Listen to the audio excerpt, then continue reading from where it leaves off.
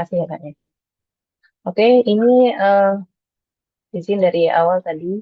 Jadi pemaparan kelompok 2 bertema tentang ilmu pengetahuan dan teknologi serta integrasi ilmu-ilmu agama ke dalam sains dan disusun bersama oleh kelompok 2. Namun memang eh, belum bisa semua hadir Bu, karena memang ada yang bekerja, kemudian juga ada yang sakit. Jadi ini sebagian besar teman-teman juga udah hadir, join secara online, dan langsung saja ya nanti kita masuk ke materinya. Yang pertama tentang eh, pemaparan ini, latar belakang kenapa kita milih ini adalah yang pertama dunia dilanda oleh volatility atau kerapuhan, kemudian uncertainty atau ketidakpastian, kompleksiti kerumitan, dan ambiguity atau ketidakjelasan arah. Yang saat ini disebutnya ramai disampaikan sebagai puca ya, puka gitu. Nah, akibatnya ekosistem kehidupan bergerak kompleks, termasuk efek yang secara akselerasi berkembang. Nah, kemudian kita melihat bahwa ilmu agama ini adalah ilmu yang berasal dari Tuhan yang menjadi panduan hidup manusia, yang bukan buatan manusia, artinya memang itu patokan yang sangat solid, sangat apa, sangat ya solid dari Tuhan dan tidak diganggu gugat seperti itu. Dalam hasanah keilmuan Islam tidak ada pemisahan antara keduanya, antara ilmu agama dan sains menurut agama Islam. Jadi ada dua komponen yang sangat diperlukan dan tidak dapat dipisahkan dalam menjalani kehidupan di dunia dan kehidupan di akhirat. Dalam Islam sendiri eh, ada apa ya derajat tinggi ya di hadapan Tuhan ketika seseorang itu berilmu. Dan ini ada dalam surat Al-Quran, surat Al-Mujadalah ayat 11. Yang artinya Allah akan meninggikan orang-orang yang beriman di antara kamu dan orang-orang yang diberi ilmu pengetahuan beberapa derajat. Kemudian rumusan masalah. Rumusan masalahnya yang pertama hubungan antara ilmu pengetahuan dan teknologi dan agama. Di sini dipaparkan bahwa sains membantu manusia memahami dunia melalui bukti dan logika. Kemudian teknologi menerapkan pengetahuan dalam bentuk inovasi yang memudahkan hidup. Agama memberi nilai, arah, dan batasan moral. Dan ketiganya saling melengkapi. Jadi saya menjelaskan bagaimana teknologi mewujudkan seperti apa dan agama mengingatkan untuk apa. Kemudian, mengapa ilmu agama perlu diintegrasikan ke dalam sains? Karena sains menciptakan kemampuan besar, tapi sains tidak selalu memberi jawaban moral. Yang kedua, agama menjaga agar kemajuan tetap beretika, adil, dan bertanggung jawab. Yang ketiga, integrasi ini membuat sains lebih manusiawi dan teknologi digunakan dengan bijak, mencegah dampak negatif seperti penyalahgunaan AI, kerusakan lingkungan, eksploitasi manusia. Kemudian bagaimana cara menggabungkan keduanya dalam kehidupan sehari-hari, yaitu dengan menggunakan teknologi secara etis dan bermoral, menjaga privasi dan tanggung jawab sosial, memilih inovasi yang membawa manfaat nyata bagi sesama, kemudian dalam pendidikan, menyeimbangkan kecerdasan logis dan karakter, kemudian dalam masyarakat, menunjukkan kejujuran, tanggung jawab, dan empati. Selanjutnya pemaparannya disampaikan oleh kawan kami dari kelompok 2, silakan.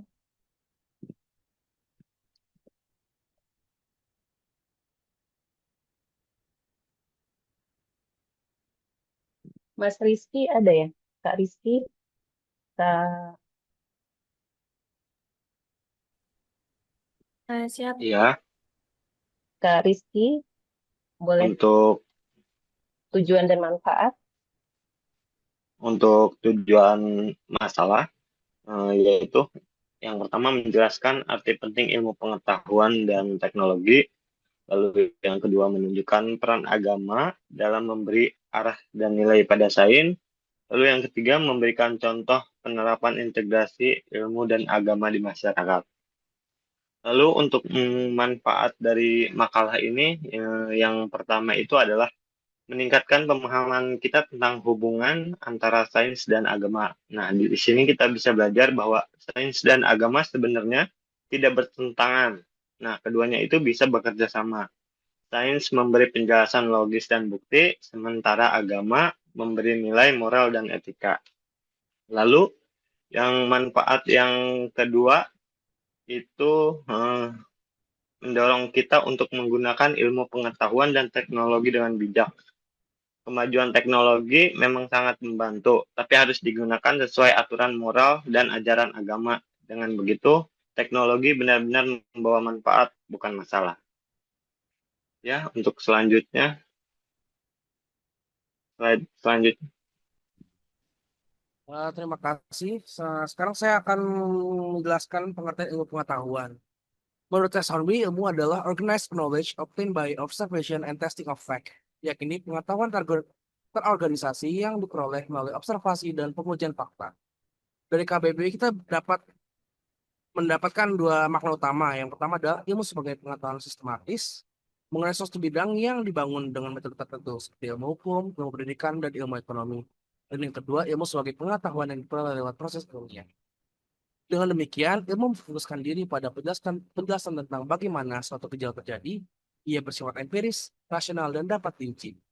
Ilmu pengetahuan bertujuan mengembangkan pengetahuan valid dan terverifikasi, memprediksi peristiwa di masa mendatang dengan menggunakan pola atau data, memberikan dasar bagi pengambilan keputusan, mendorong inovasi dan teknologi, serta meningkatkan kemampuan pikir kritis, analitis, dan juga logis.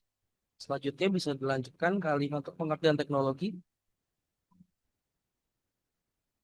Pengertian teknologi secara etimologi, teknologi berasal dari bahasa Yunani, yakni kata tekne yang berarti seni, kerajinan atau keterampilan, dan logos yang berarti ilmu atau studi. Namun, para ahli menyimpulkan kembali berdasarkan pandangannya masing-masing sebagai berikut, yakni yang pertama, menurut Roger, teknologi merupakan suatu rancangan atau desain untuk alat bantu tindakan yang mengurangi ketidakpastian dalam hubungan sebab akibat dalam mencapai suatu hal yang diinginkan. Yang kedua, menurut Jacques Ellul, yang mengartikan teknologi sebagai keseluruhan metode yang secara rasional mengarah dan memiliki ciri efisiensi dalam setiap kegiatan manusia. Yang ketiga, menurut Nasution, istilah teknologi ini berasal dari bahasa Yunani, yaitu teknologia, yang menurut Webster Dictionary berarti systematic treatment atau penanganan sesuatu secara sistematis. Sedangkan tekne sebagai dasar kata teknologi berarti art, skill, science, atau keahlian, keterampilan, ilmu, sehingga dapat disimpulkan bahwa pengertian teknologi adalah cara melakukan sesuatu untuk memenuhi kebutuhan manusia dengan bantuan akal dan alat, sehingga seakan-akan memperpanjang, memperkuat, atau membuat lebih ampuh anggota tubuh, panca indera, dan otak manusia.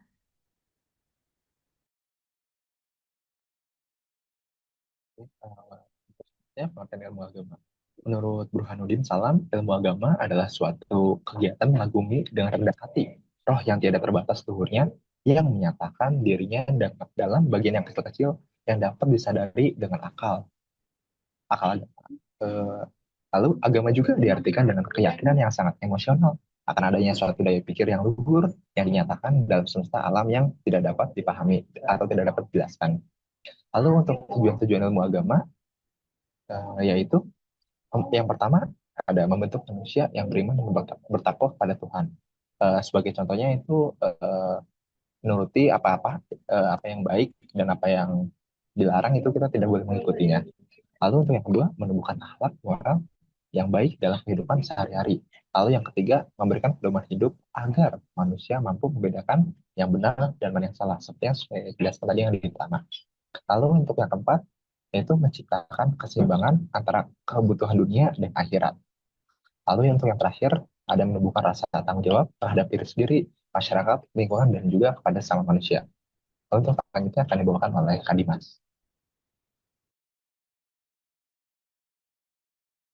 Baik, untuk hubungan ilmu dan agama. Nah, mungkin dari banyak orang di sini bertanya-tanya ya, apakah hubungan antara ilmu dan agama itu adalah bertentangan? Sebenarnya hal ini tuh agak sulit untuk dijawab ya, karena agama itu mengajarkan melalui kitab sucinya memang memiliki perbedaan dalam setiap penemuan ilmu-ilmu. Seperti halnya contoh konsep penciptaan yang berbeda dari teori evolusi Darwin. Namun, apakah perbedaan antara ilmu dan agama itu membuat keduanya harus bertentangan? Untuk jawabannya sebenarnya tidak ya, karena eh, ilmu tanpa agama itu artinya kita buta, dan agama tanpa ilmu itu artinya adalah lumpuh. Jadi perkataan dari Albert Einstein ini sebenarnya juga merupakan kritikan ya bagi kepada ilmuwan-ilmuwan yang memiliki kecenderungan untuk mengabaikan iman, nilai-nilai kehidupan, kemudian juga makna. Nah, itu juga menjadi relasi hubungan antara manusia yang tidak ditemukan dalam ilmu pengetahuan, teman-teman. Nah, jadi untuk menjadi kritikan bagi orang-orang yang beriman, kita harus memiliki kecenderungan juga untuk menghina ataupun mengabaikan ilmu pengetahuan yang tidak relevan dengan keyakinan. Dan ini juga menjadi sebuah tolak ukur masalah ya bagi penulis untuk dapat terdorong untuk mengkaji lebih dalam mengenai relasi antara ilmu dan agama. Next slide.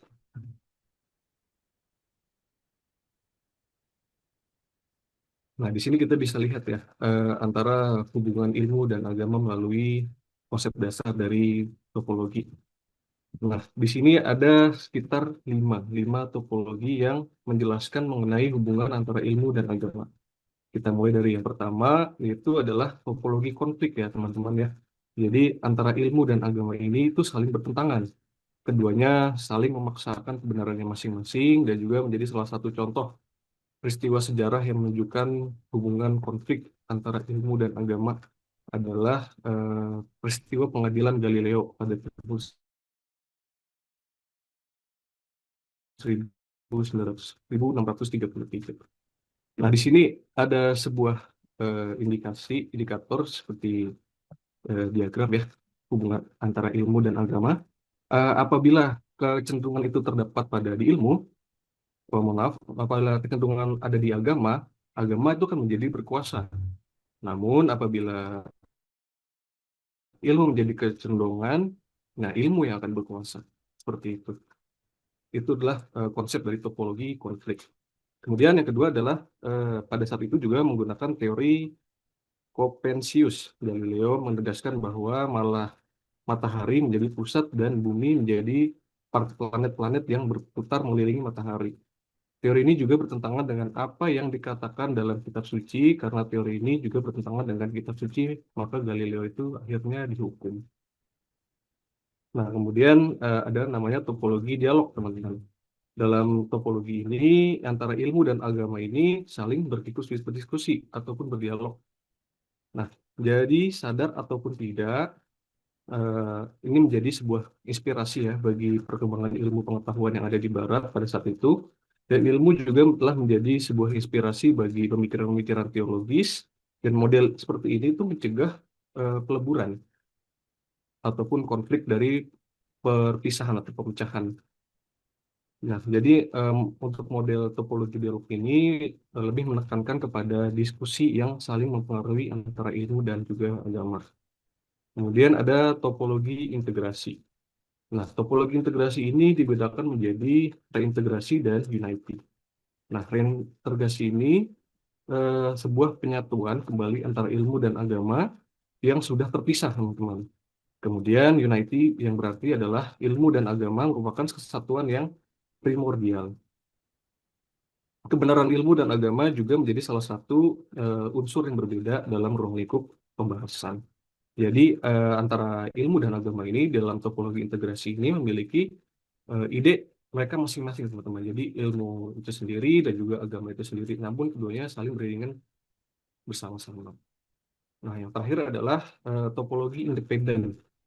Agama dan ilmu ini tidak memiliki hubungan, namun tidak mengalami konflik karena adanya keduanya bersifat independen, jadi berdiri masing-masing, teman-teman. Nah, agama tidak bergantung pada ilmu dan juga ilmu tidak bergantung kepada agama.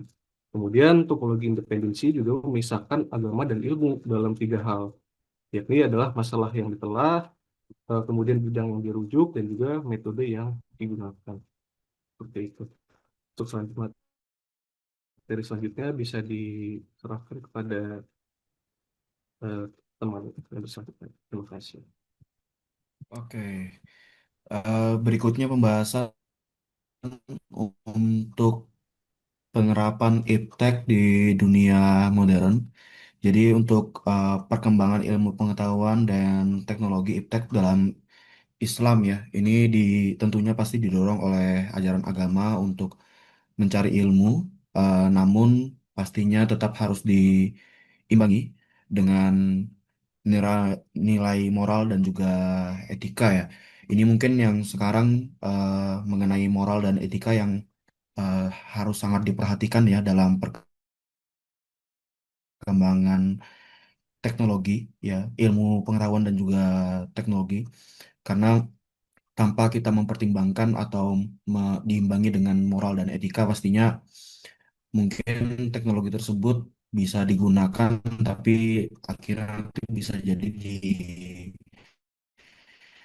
disalahgunakan ya, tidak yang kalau misalnya dalam yang berkaitan dengan agama, penerapan ilmu pengetahuan dan juga teknologi di sini, salah satu contoh pemanfaatannya secara positif itu bisa digunakan untuk mempermudah ibadah dan juga dakwah ya.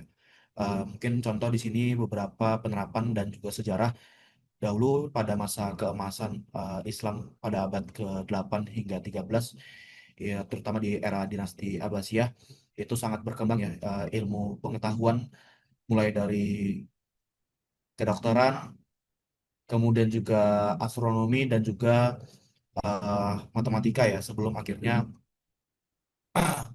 eh, era tersebut berlalu, kemudian diambil alih oleh eh, dunia barat gitu ya, dengan perkembangan teknologi mereka yang sangat-sangat cepat ya.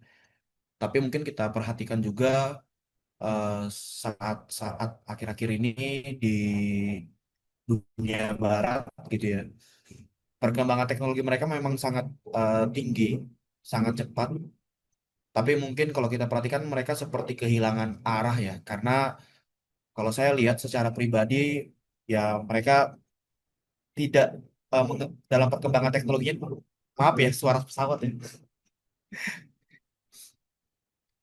Mungkin dalam pengembangan teknologi mereka, ilmu pengetahuan mereka itu tidak diimbangi dengan moral dan juga etika, sehingga saat ini di dunia barat seakan-akan terlihat seperti kehilangan arah ya. Banyak kasus-kasus em, seperti mungkin eh, mengenai gender gitu ya. Mereka kan menganggap dalam ilmu pengetahuan mereka kan gender bermacam-macam, tidak hanya ada wanita dan pria. Jadi itu juga yang kalau kita melihat secara moral dan etika itu udah salah. Tapi mereka berpegangan terhadap ilmu pengetahuan yang mereka dapatkan dan mereka ciptakan seperti itu. Oke, balik lagi, mungkin kalau dari sisi agama dalam ibadah ya, iptek di sini ya mempermudah kita misalnya dalam contoh penggunaan berbagai macam aplikasi gitu ya, mungkin seperti buat pengingat azan gitu ya, penentu arah kiblat, dan juga seperti misalnya kalau bulan puasa dalam penentuan hilal dibantu juga dengan menggunakan berbagai macam teknologi untuk mempermudah ya dalam penentuannya. Oke. Mungkin itu dari saya untuk penerapan iptek di dunia modern. Untuk berikutnya akan disampaikan oleh eh, Mas Ilham Al-Hifari ya. Silahkan Mas. Terima kasih. Ilhamnya kayaknya ada caranya.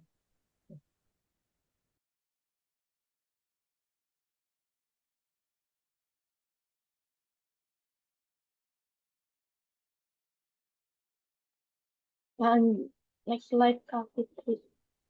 Yes, Ini saya kayaknya nggak bermasalah ya. Apa ada yang bisa bantu ya? Nggak bisa digerakin. Sorry. Boleh Kak? Nah, saya bantu aja. Tadi kalau dari saat akhir jadi dari sampai masa kemasan. Jadi saya sambung untuk mempermudah ibadah. Nah, Oke. iptek modern kini mempermudah umat Islam. Kenapa share screen-nya hilang Kak?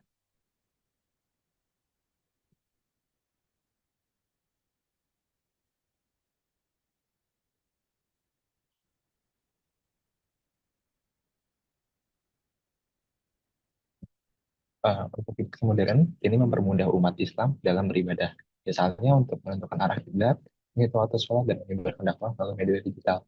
Nah, sedikit tambahan juga, Sekarang sebenarnya sudah cukup lama di HP sudah ada aplikasi Al-Quran, jadi kita bisa membaca melalui Android, lalu bisa menentukan arah kiblat dan lain-lain. Ada juga untuk beberapa agama lain seperti Alkitab online di HP pun ada.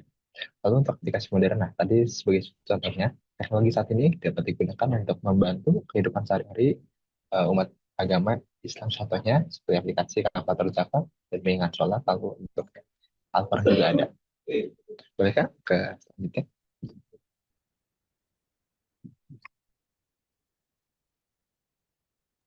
Ini mohon maaf ya, saya tuh bermasalah ini share screen-nya. Ada Ah, yang bisa bantu nggak kelompok 2 untuk share screen ini? Saya matikan eh, dari sini, nanti boleh deh dari teman ada.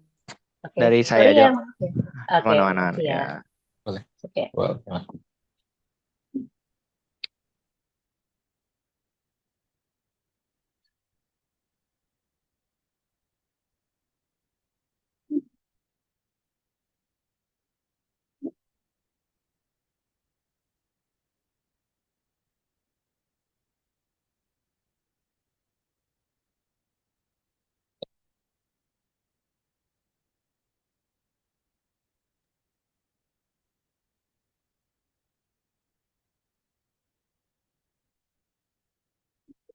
Untuk dampak positif dan teknologi akan dibacakan rekan saya jika ada. Kan?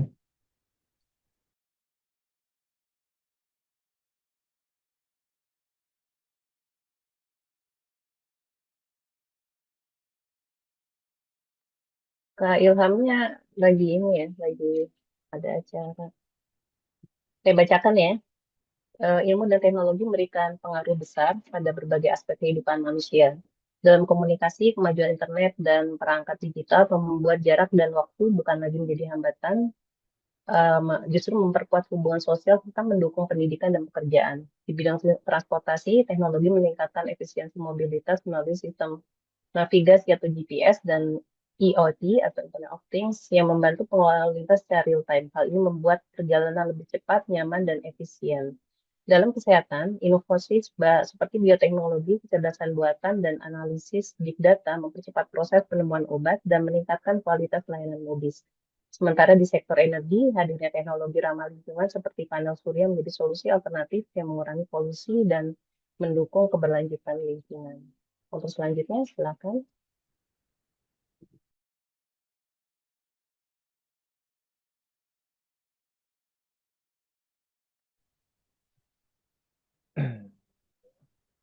Oke. Selanjutnya itu ada dampak negatif jika iptek tanpa nilai agama. Penyalahgunaan teknologi, hoax, penipuan online, senjata canggih. Di sini jika manusia tidak memiliki nilai-nilai agama sebagai pedoman moral, maka teknologi bisa disalahgunakan untuk hal yang merugikan. Tanpa nilai agama, orang akan menggunakan teknologi tanpa mempertimbangkan kebaikan atau keburukan. Tujuannya hanya untuk kepentingan pribadi, bukan kemaslahatan bersama. Akibatnya di sini seperti berita hoax, berita bohong disebarkan untuk menipu atau memecah belah masyarakat. Berita bohong di sini lebih parah lagi dengan online atau di media sosial itu sering marak karena orang mengabaikan kejujuran dan rasa takut dosa. Selanjutnya ada senjata canggih. Senjata canggih ini diciptakan dan digunakan untuk menindas, berperang, dan menghancurkan sesama manusia, bukan untuk menjaga perdamaian. Intinya, tanpa nilai agama, teknologi yang seharusnya membantu kehidupan manusia justru bisa menjadi alat perusak dan sumber kejahatan. Selanjutnya, di sini adalah krisis moral dan menurunnya nilai kemanusiaan. Nilai agama berfungsi sebagai kompas moral, membimbing manusia agar tahu mana yang baik dan mana yang salah. Jika nilai agama diabaikan, maka manusia kehilangan arah dalam bertingkah laku. Penjelasannya, orang menjadi egois, materialistis, dan tidak peduli terhadap sesama. Terjadi penurunan etika dan sopan santun, bahkan kekerasan dan kejahatan dianggap hal biasa. Rasa kemanusiaan berkurang, seperti munculnya perilaku kejam, tidak adil, dan korupsi tanpa rasa bersalah. Intinya, tanpa nilai agama, manusia kehilangan rasa kasih sayang, keadilan, dan tanggung jawab moral, sehingga masyarakat mudah rusak dan tidak harmonis. Oke, selanjutnya di slide selanjutnya mungkin dilanjut dengan Mas Handi.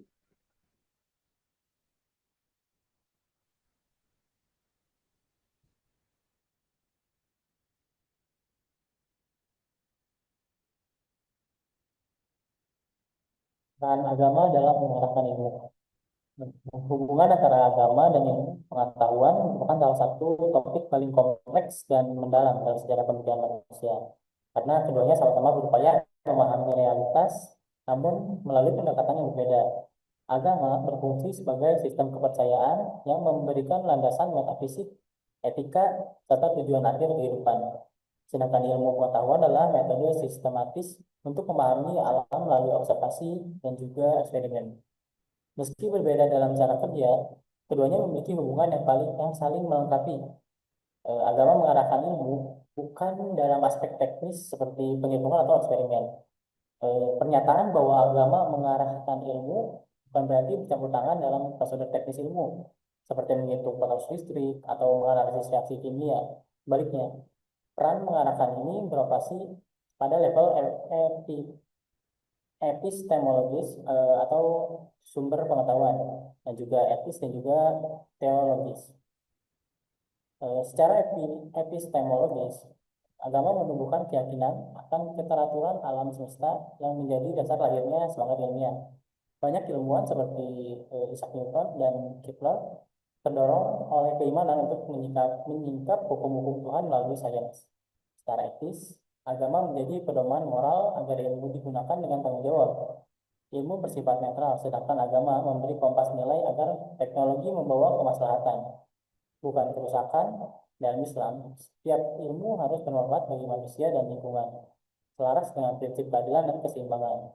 Secara teleologis, agama menjawab tujuan akhir ilmu, mengapa dan untuk apa manusia berilmu. Ilmu menjelaskan bagaimana, sedangkan agama memberi makna dan arah spiritual bahwa meneliti alam adalah bentuk ibadah dan pengabdian kepada Tuhan. Dengan demikian, agama dan ilmu bukanlah dua hal yang bertentangan, melainkan saling memperkaya. Agama memberi nilai dan arah bagi ilmu, sementara ilmu memperdalam pemahaman terhadap ciptaan Tuhan. Integrasi keduanya melahirkan peradaban dan berakar pada spiritualitas, beretika, dan berorientasi pada kemaslahatan manusia. Untuk slide selanjutnya bisa dijelaskan oleh Mbak Tani. Untuk integritas ilmu agama dan pendidikan. Tujuan integrasi untuk membentuk generasi unggul yang tidak hanya cerdas secara akademik, tetapi juga berkarakter dan spiritual. Ilmu dipandang sebagai sarana memahami dan mengagumi ciptaan Tuhan. Peran lembaga pendidikan, sekolah, dan perguruan tinggi menjadi pusat penerapan integrasi ini, dengan mengajarkan sains dalam bingkai keimanan, bukan sebagai pengetahuan yang terpisah dari nilai agama. Pendekatan pembelajaran diterapkan melalui metode konseptual dan reflektif. Misalnya, saat belajar fotosintesis, siswa diajak bersyukur atas ciptaan Tuhan dan melihat ilmu sebagai bentuk pengabdian, bukan sekedar hafalan materi.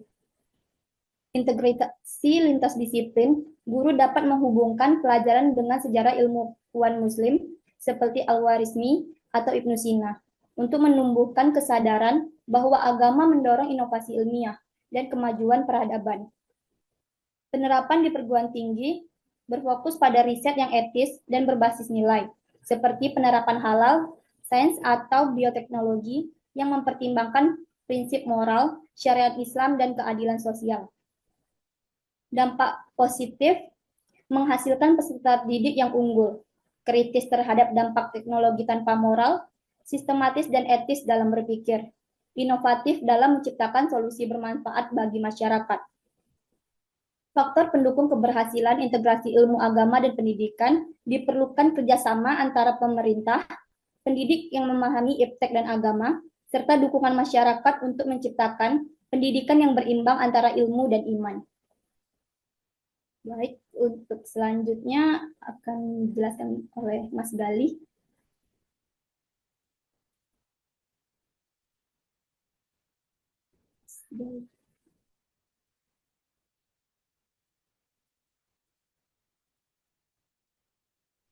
Oke, saya lanjut ya. Integrasi ilmu agama dan kehidupan sehari-hari yang pertama menerapkan nilai ilmu agama dalam perilaku.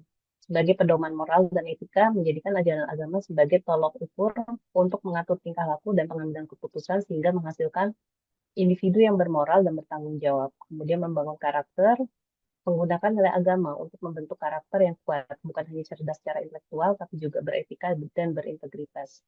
Kemudian yang kedua, memadukan ilmu agama dan ilmu umum, yaitu dengan mengembangkan ilmu pengetahuan secara harmonis, yaitu menyadari bahwa ilmu agama dan ilmu umum tidak saling bertentangan, melainkan dapat saling melengkapi untuk membentuk pemahaman yang utuh. Contohnya, mempelajari biologi dapat dilakukan dengan memahami bahwa keanekaragaman hayati adalah tanda kebesaran Tuhan. Kemudian menggunakan ilmu agama sebagai landasan etika ilmiah, memastikan bahwa penelitian dan pengembangan ilmu pengetahuan dilakukan dengan mempertimbangkan dampaknya terhadap kemanusiaan dan lingkungan sesuai dengan prinsip-prinsip syariat.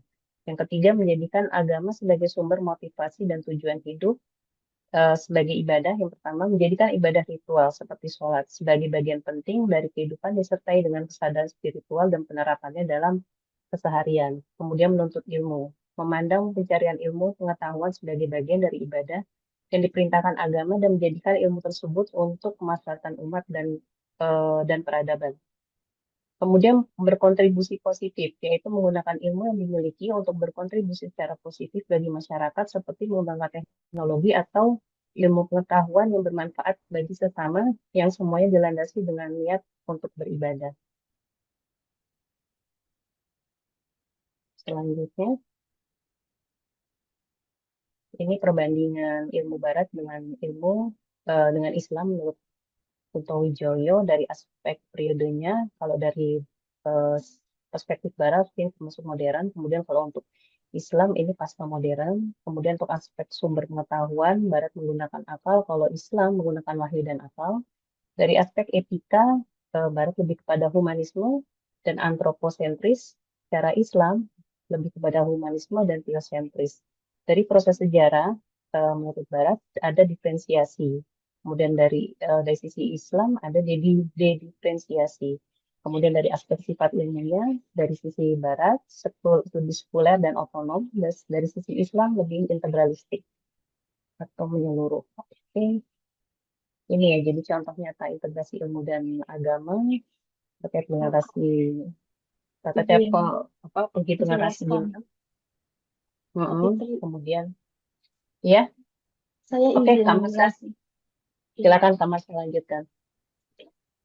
Selanjutnya itu ada contoh nyata ya dari integrasi ilmu dan agama, bisa kita lihat di sini.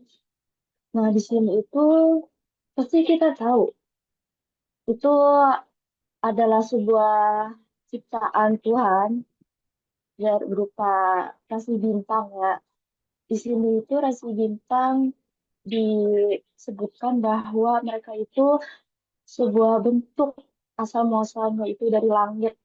Dan zaman dulu itu masih menjadi sebuah perdebatan dan menjadi sebuah sumber ilmu oleh para ilmuwan yang dimana benda-benda laut ini, salah satunya bintang, itu menjadi sebuah petunjuk untuk kita umat manusia.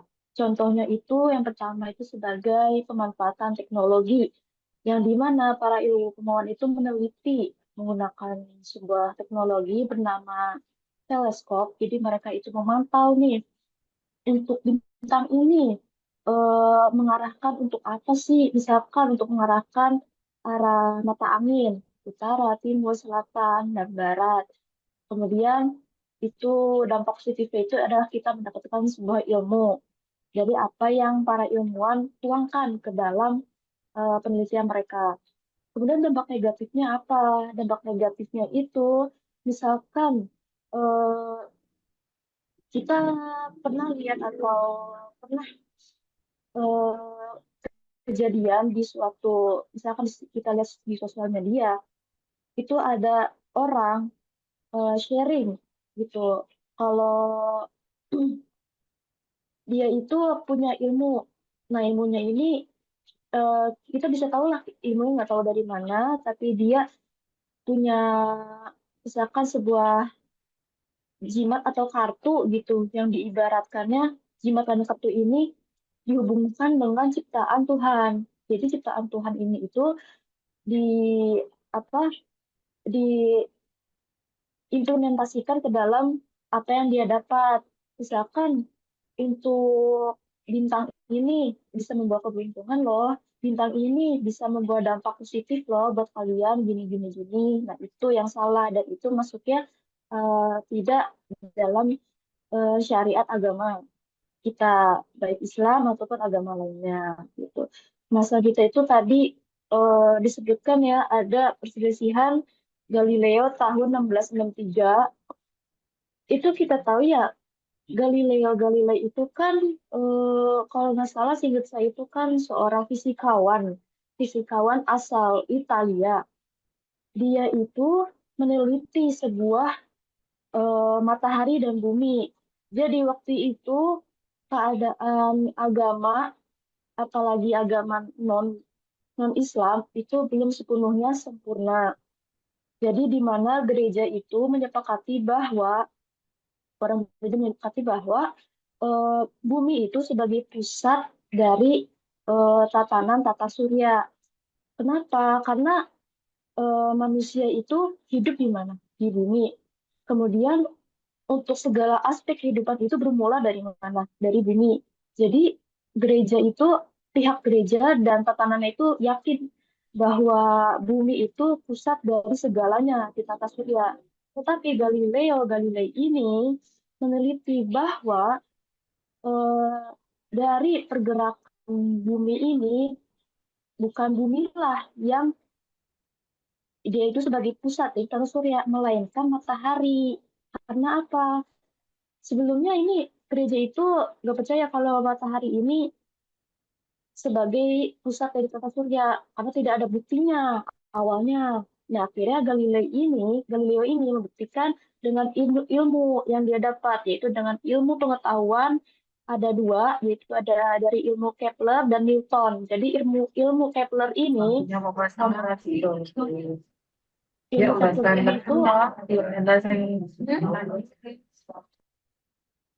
ilmu Kepler ini itu menjelaskan untuk perputaran dari tata surya ini. Jadi mengapa planet-planet itu memutar itu ada rumusnya. Kemudian untuk Newton itu sendiri juga ada rumusnya dari gaya gravitasi. Nah, itu dari situlah beberapa tahun kemudian di tahun 90-an orang-orang dan umat manusia itu percaya bahwa tata surya itu berpusat pada matahari dan bukan bumi karena sudah terbukti oleh ilmu yang diberikan oleh Galileo yaitu ilmu dari gabungan Kepler dan Newton gitu. Lanjut Kak. Baik, izin saya lanjutkan. Yang pada saat ini adalah tantangan dalam integrasi ilmu dan agama. Nah, pertama di sini ada cara memperoleh pengetahuan yang berbeda, di mana ilmu mencari kebenaran melalui observasi, eksperimen, dan bukti yang harus bisa dinyatakan konkret, sedangkan agama memperoleh kebenaran melalui wahyu, keyakinan, dan nilai moral. Tentunya keduanya tetap sah, tapi juga harus digunakan sesuai dengan konteksnya. Kedua di sini ada perbedaan tujuan, di mana ilmu menjelaskan bagaimana sesuatu bekerja, sebab akibat suatu kejadian atau bagaimana hal itu bisa terjadi, sedangkan agama menjelaskan bagaimana dan mengapa untuk apa manusia hidup di muka bumi. Nah, bisa dibilang ilmu tanpa moral dan aturan bisa berbahaya, sedangkan agama tanpa ilmu bisa stagnan. Bisa dibilang keduanya ini saling melengkapi satu sama lain. Nah, berikut juga ada penafsiran agama yang beragam, di mana teks agama yang memiliki banyak tafsir tergantung budaya dan zamannya. Tapi ilmu menuntut kejelasan dan kesepakatan bersama. Nah, di sini diperlukan sikap rendah hati agar tafsir agama tetap relevan dan kontekstual tentunya. Nah, berikutnya juga ada penafsiran agama dalam konteks sejarah. Tadi sempat disinggung juga oleh rekan-rekan kami tentang kasus tokoh Galileo yang dimana dia mendukung teori heliosentris, di mana mereka beranggapan bahwa matahari itu sebagai titik sumber tata surya dan bumi yang mengelilingi matahari, bukan sebaliknya.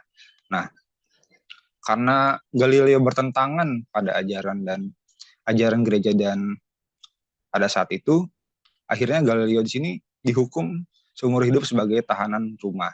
Nah, di sini kita bisa lihat bahwa perbedaan pendapat juga dapat menjerumuskan seseorang ke dalam hukuman ya.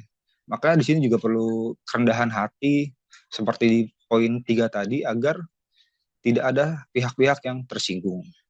Dan juga di poin keduanya di dunia Islam juga sempat terjadi di mana ada degradasi penurunan ilmu, yaitu pada saat abad 12 sampai 15 Masehi, di mana integrasi ilmu agama dan sains melemah di dunia Islam karena munculnya gerakan anti filsafat. Gerakan ini bermula dari Al-Ghazali yang kemudian dipahami secara ekstrim oleh banyak ulama yang menolak filsafat. Banyak karya-karya filsuf dibakar, madrasah menghapus ilmu-ilmu rasional, dan kondisi politik yang tidak stabil juga memperkuat gerakan ini. Akibatnya sains dan filsafat kehilangan ruang dalam didikan Islam pada saat itu. Berikutnya ada reduksiosme sains modern, di mana sains modern sering memandang manusia hanya dari aspek biologis dan material, yang akhirnya kita kehilangan makna spiritualitas yang cenderung diabaikan. Namun, agama di sini mengingatkan bahwa manusia itu juga memiliki ruh, nilai, dan tujuan hidup yang tidak bisa diukur secara ilmiah, secara angka.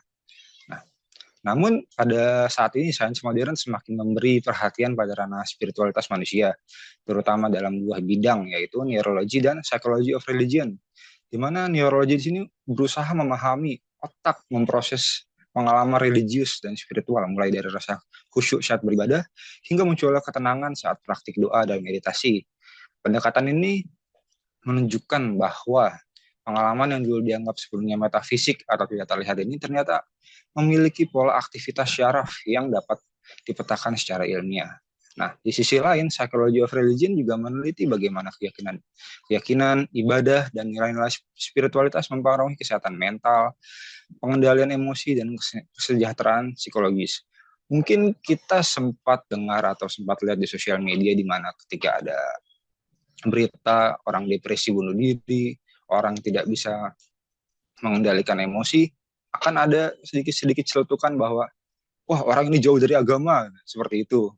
Nah, mungkin statement itu tidak sepenuhnya bisa dibenarkan, karena manusia ini makhluk yang kompleks, makhluk yang unik, di mana setiap individu memiliki caranya masing-masing memproses emosi, menerima emosi. Nah, seperti itu. Nah, beragam penelitian ini menunjukkan bahwa spiritualitas baik dalam bentuk ritual keagamaan maupun praktik refleksi memiliki dampak positif terhadap kualitas hidup manusia. Nah, kombinasi dua bidang ini menegaskan bahwa sains modern bukan hanya tentang aspek material manusia saja, tetapi juga mulai serius mengkaji dimensi spiritualitas, di mana yang selama ini menjadi ranahnya agama. Last but not least, di sini ada ilmu agama yang dinamis, tapi ilmu yang dinamis dan agama yang stabil. Nah, ilmu terus berubah mengikuti penemuan baru. Kita disuguhkan setiap tahun, setiap hari oleh temuan-temuan baru yang terus menyokong kehidupan manusia, di mana manusia ingin hidup lebih mudah, lebih simpel. Semua itu diusahakan oleh peneliti, oleh penemu dengan cara membuat alat-alat baru yang menunjang kehidupan kita sebagai manusia. Namun, agama di sini memiliki keyakinan yang tetap berdasarkan moral, kepercayaan, wahyu, dan juga kitab suci. Yang bisa kita bilang kitab suci tidak mungkin diubah-ubah, karena nggak mungkin juga kan. Nah, tahun ini ada versi 1, tahun depan ada ref 1.2. Nah, itu justru akan menimbulkan stigma-stigma negatif, seakan-akan kenapa setiap tahun ada revisi baru, apakah pandangan setiap orang terhadap agama itu berbeda-beda sehingga kitab-kitab ini menjadi bermacam-macam versi. Nah, oleh karena itu kedua aspek ini harus saling melengkapi, saling berdialog, di mana sains tetap memperluas pengetahuannya, namun agama tetap hadir di sebelahnya sebagai pemberi arah dan kompas, di mana ketika sains sudah mulai berjalan di luar jalurnya, agama hadir di mana ini udah kelewatan loh, nanti berbahaya buat umat manusia di kedepannya. Mungkin seperti itu dari saya, bisa dilanjutkan oleh teman berikutnya. Terima kasih.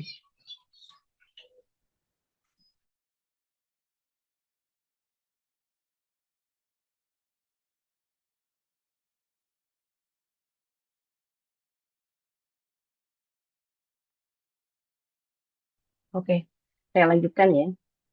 Upaya mengatasi tantangan integrasi iptek dan agama. Yang pertama, upaya dalam pendidikan dan kurikulum. Yang kedua, upaya dalam institusi dan kolaborasi. Yang ketiga, upaya dalam paradigma dan nilai.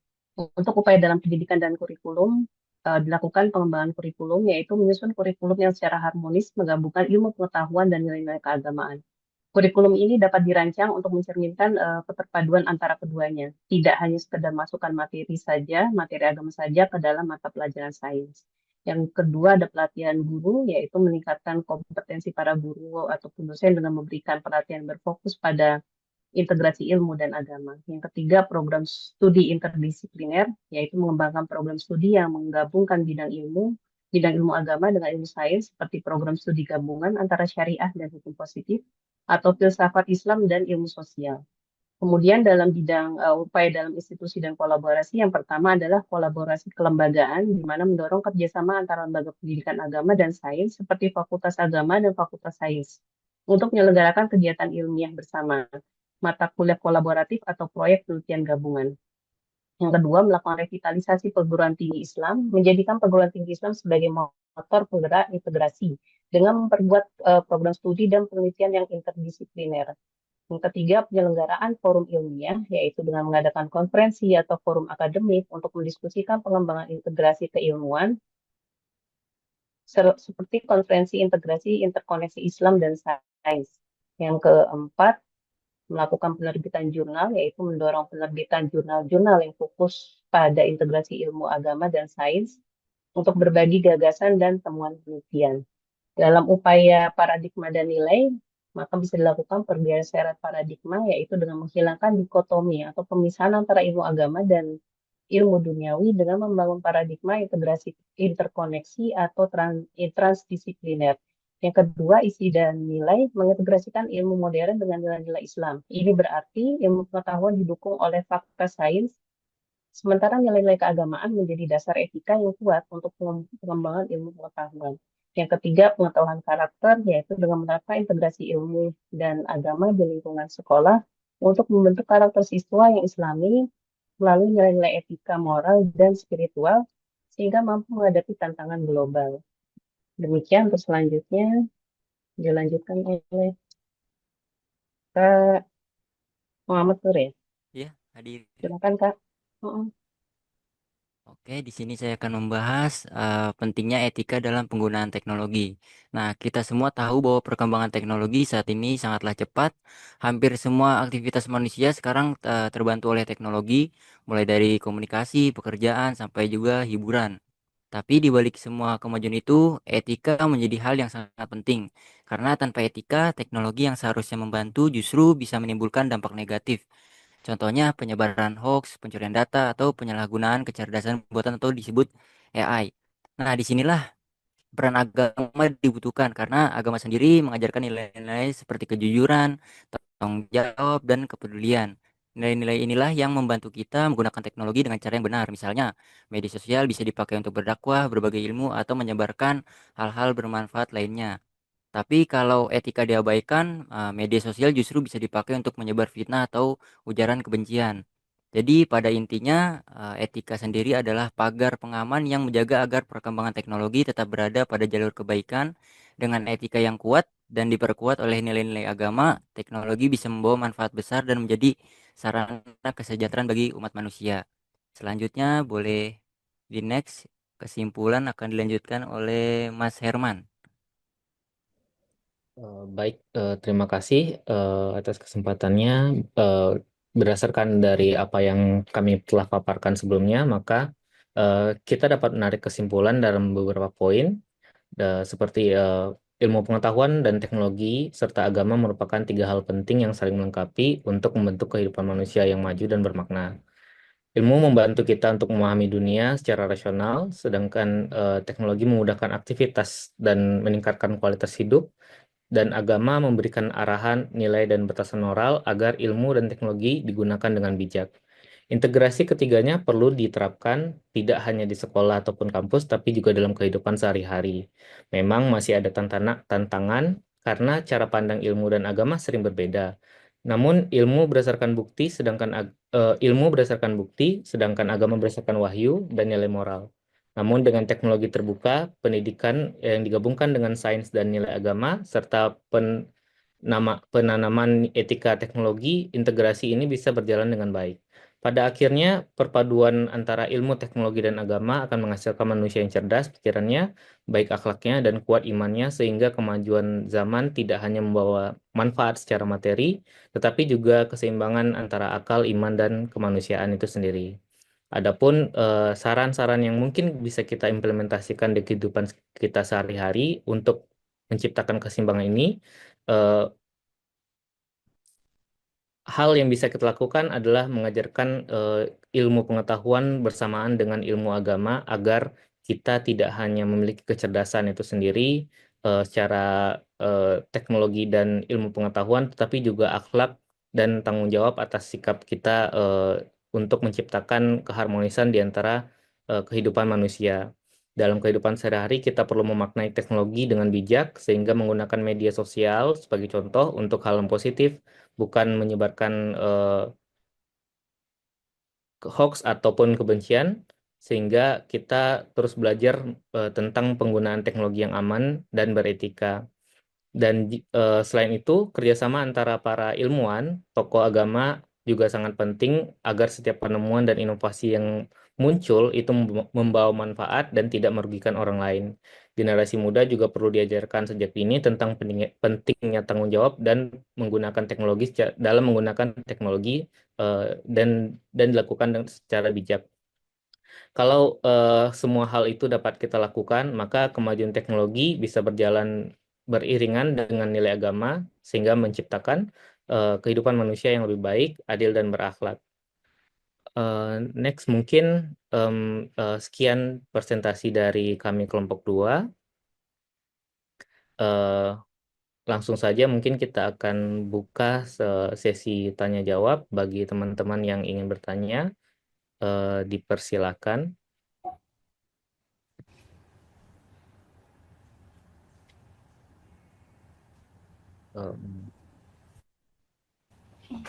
Oh ya, Mas Edit ya. Edit, silakan. Terima kasih Mbak Fitri.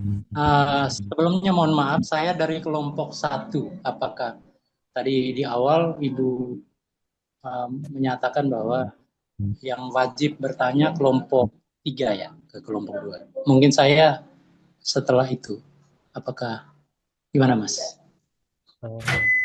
Enggak apa-apa Mas, silakan Mas Edi. Oh ya, baik Bu. Terima kasih.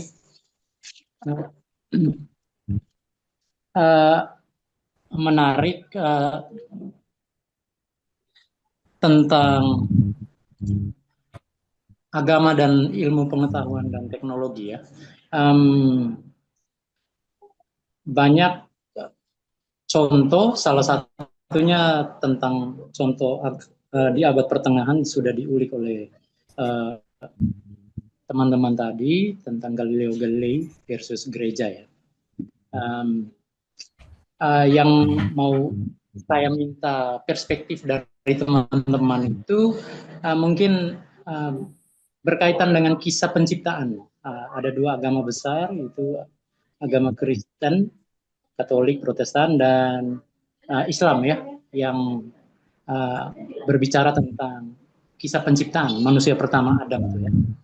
Lalu sebaliknya iptek itu menghasilkan konsep evolusi, menjelaskan asal-usul manusia, termasuk di dalamnya perkembangan rasionalitas, kecerdasan manusia.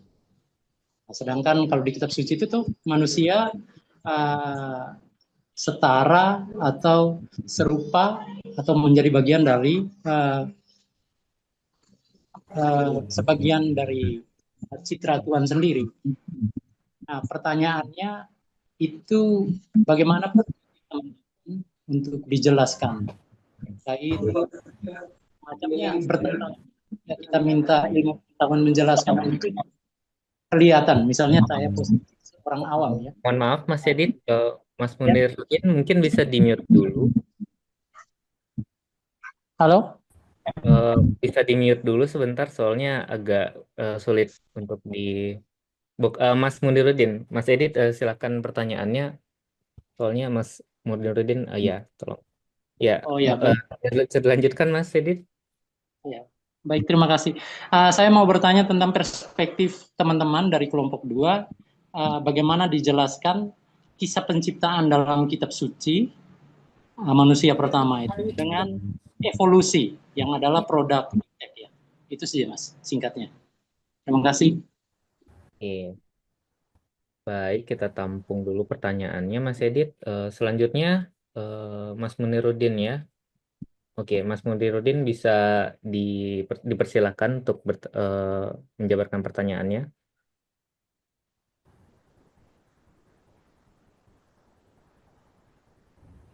Halo? Halo, tapi sebelumnya saya dari kelompok 2 kelas 301, Pak.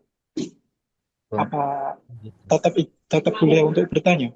Iya, boleh. Silakan, Mas. Oke, terima kasih. Ini yang ingin saya tanyakan, di mana dalam kesimpulan itu tertulis bahwa ilmu, teknologi, dan agama itu saling melengkapi.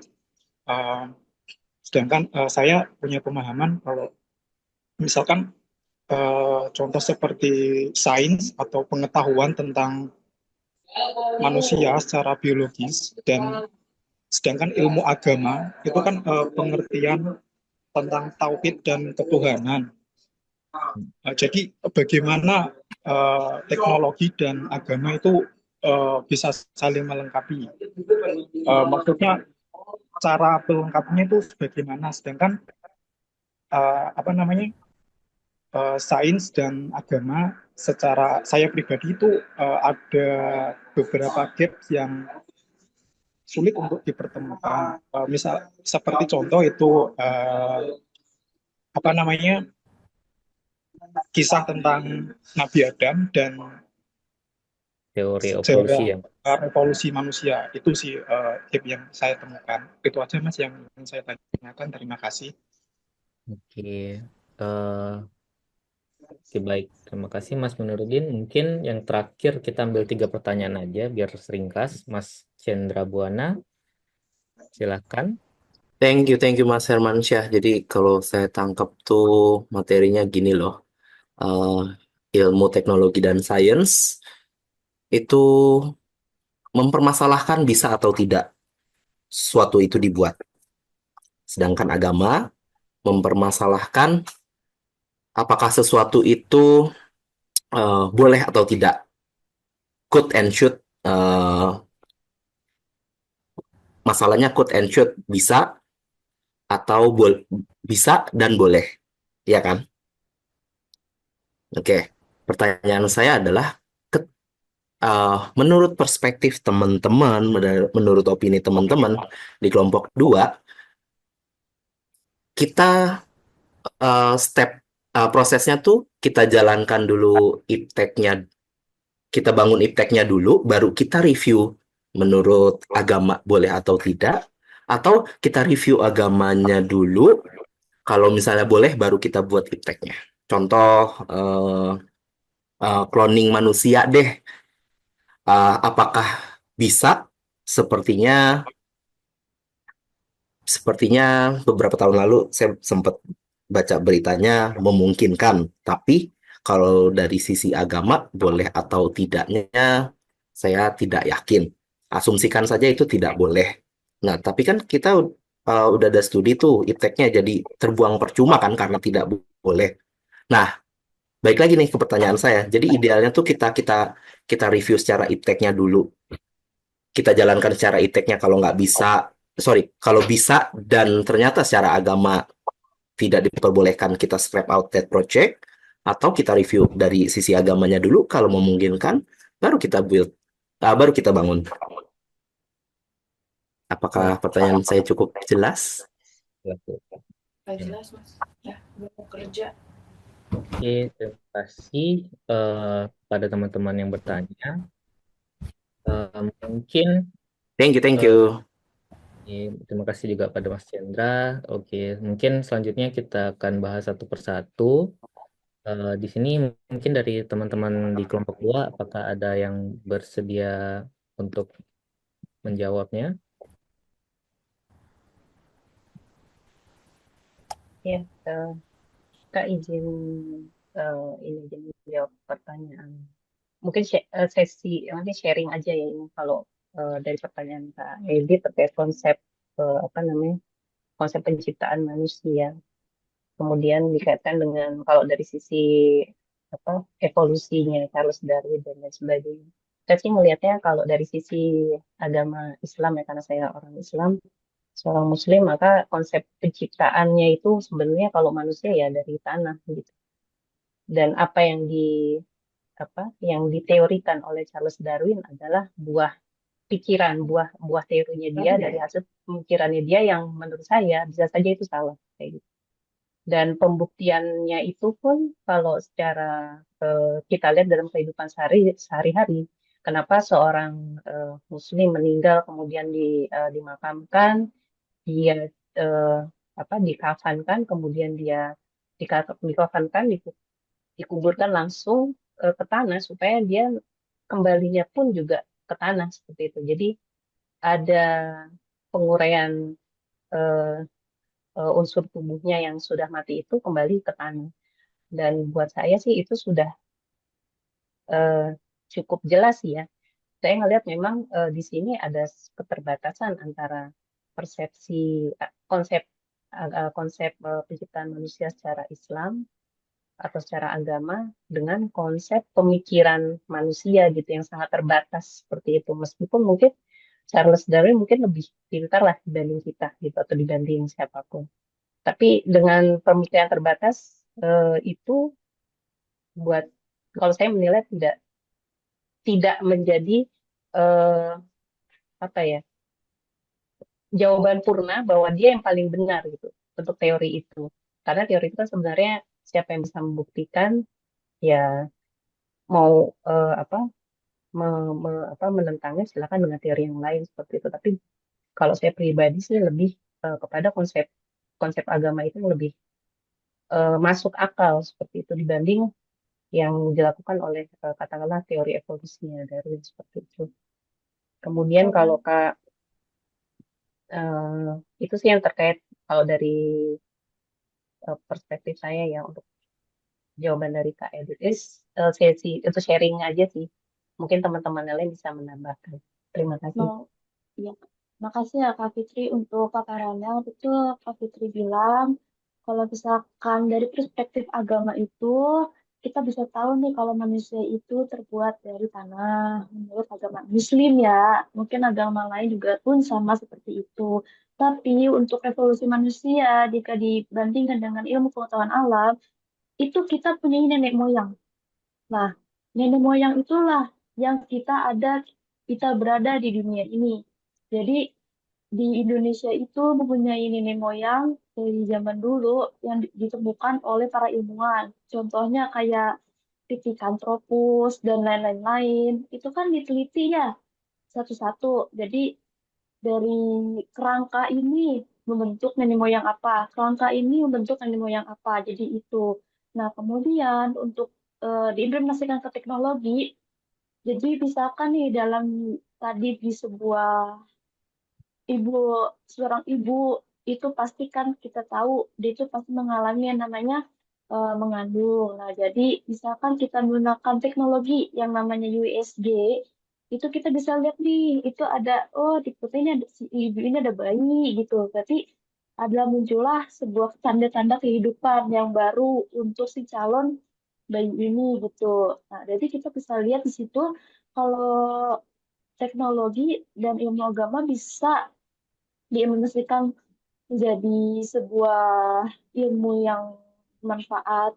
Jadi kalau misalkan untuk masalah nyambung atau tidak itu masih masih dalam proses perdebatan karena itu nggak secara langsung prosesnya.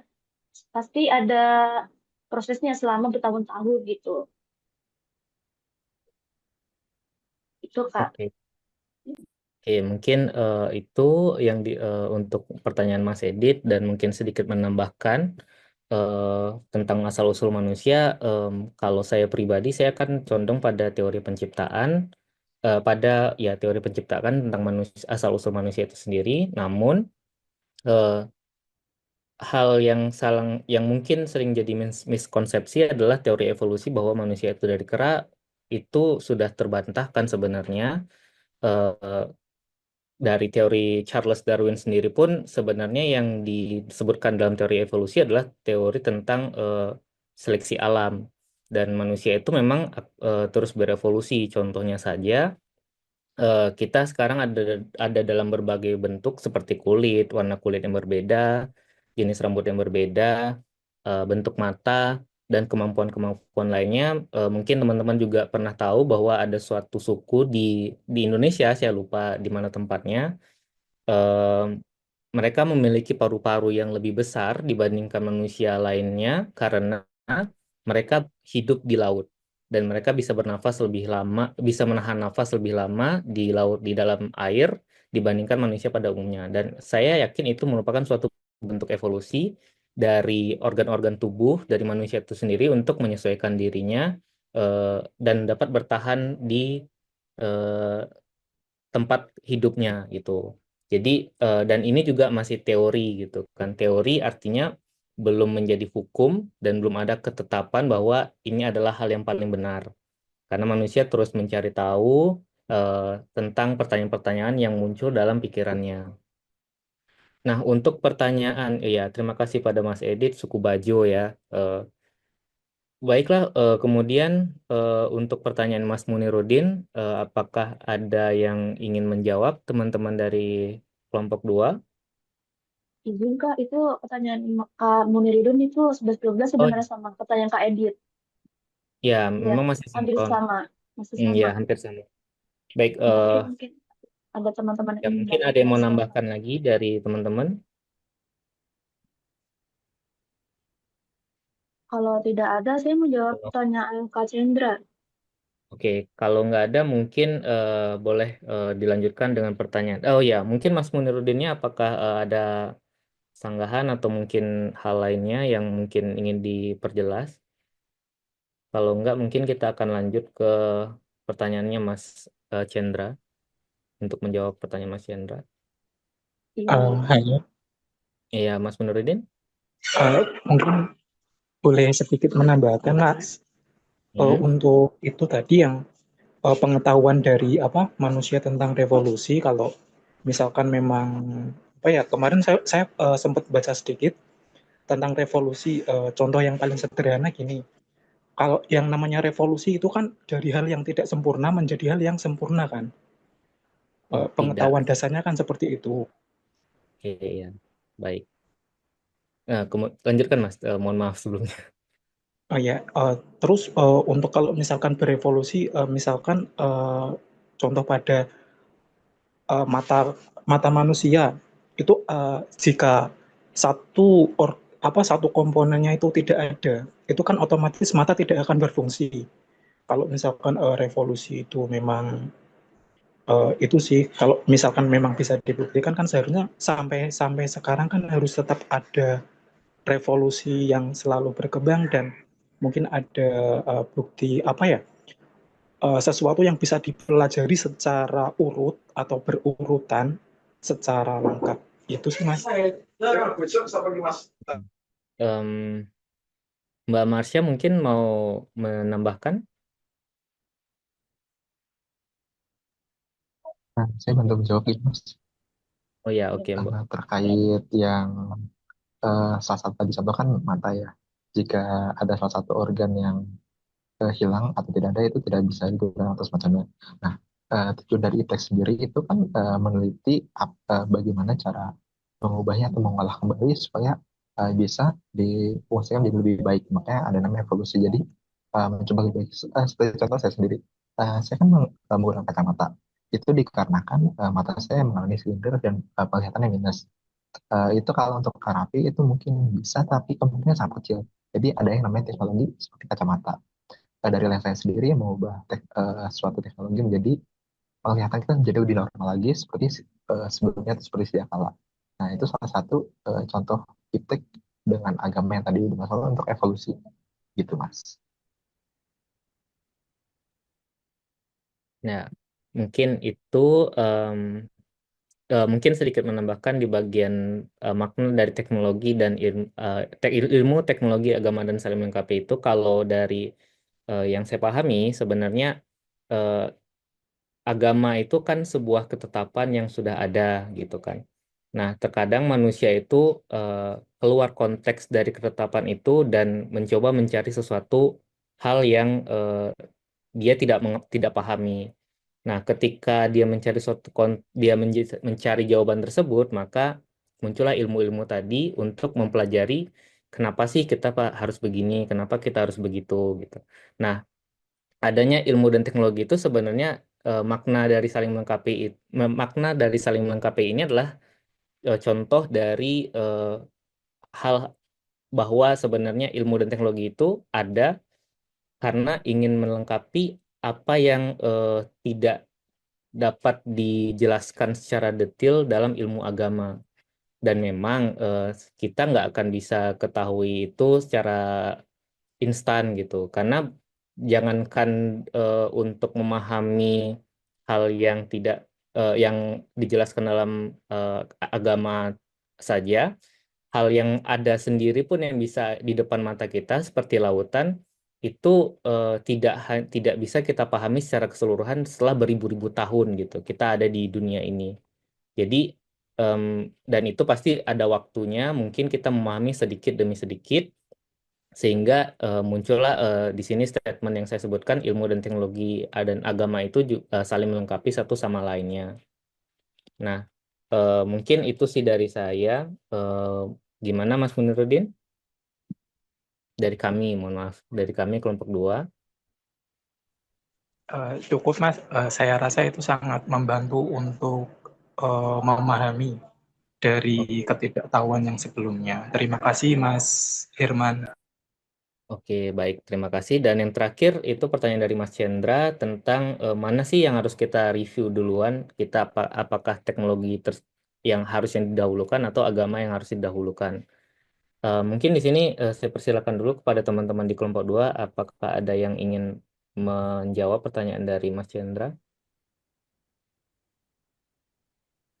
Mbak Marsha mungkin? Atau Mbak... Ya. Iya, saya izin jawab, Pak. Oke, untuk persoalan menurut kami, apakah agama duluan atau ilmu duluan, itu masih eh, perspektif masing-masing. Kalau menurut saya pribadi, tadi Kak Chandra bilang itu ada cloning ya, cloning manusia. Itu setahu saya dulu pas zaman SMA, itu mengenai cloning manusia kayaknya belum ada sejaman dulu SMA. Tapi kalau cloning hewan itu ada. Dan di dalam agama itu sebenarnya itu tidak diperbolehkan.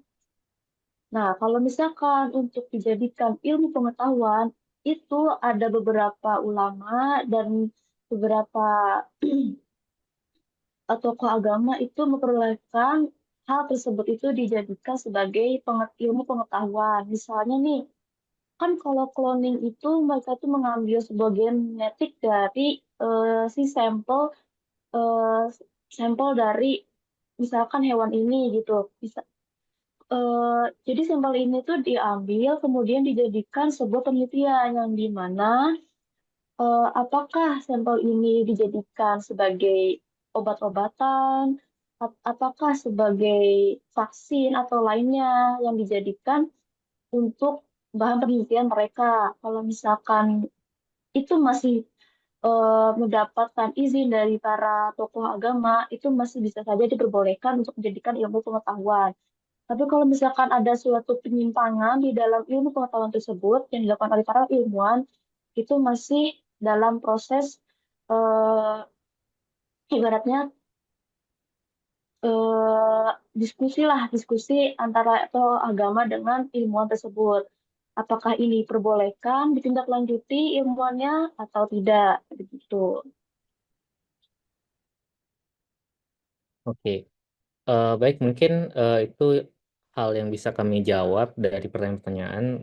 Untuk Mas Chandra, saya harapkan jawaban kami memberikan gambaran dan jawaban atas pertanyaannya. Mungkin sekian dari kelompok kami. Saya kembalikan kepada Kak Fitri untuk menutup dan dilanjutkan ke kelompok 3 mungkin.